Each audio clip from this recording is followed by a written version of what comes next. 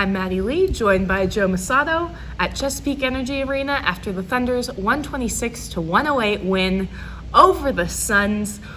A lot of really high scoring numbers for guys like Shai Gilgeous-Alexander, who had a career high tonight, and a lot of reunions. It was just a chock-full game of storylines. Yeah, and for the first time in a long time, it felt like, it was one of the first games that lacked a lot of suspense coming down the stretch, which has been new here. But yeah, I think it, started before the game. Talking to Monty Williams about Chris Paul, he wrote a story about his connections with this coaching staff. So it was a fun game from that perspective to see all these guys connected again. Yeah, you had Monty Williams come back, who was an assistant coach for one season here. You had Mark Bryant and Darko, who longtime assistants up and through last season and left to join Monty Williams in Phoenix this year. So over the summer they headed out, and a lot of reunions with Billy Donovan and his former staff.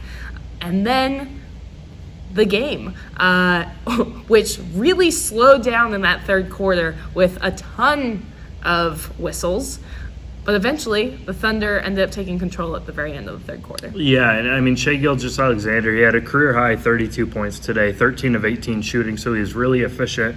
We saw the return of the scoop shot, which was so popular to begin the year. Seen it in, spurts throughout the season, but tonight he was really good getting into the lane and getting those Suns guards and bigs off balance by throwing up that scoop shot when really no one expects it. Yep, and then from Dennis Schroeder and Chris Paul, you had a combination of them throwing lobs to Nerlens Noel and getting their own little mid-range floaters. So deadly weapons tonight for the Thunder after they were able to recover from giving up over 40 points in the third. But they also scored 44. So yeah, 44 of their own, and probably one of the best offensive games of the year for the Thunder. 56% they shot.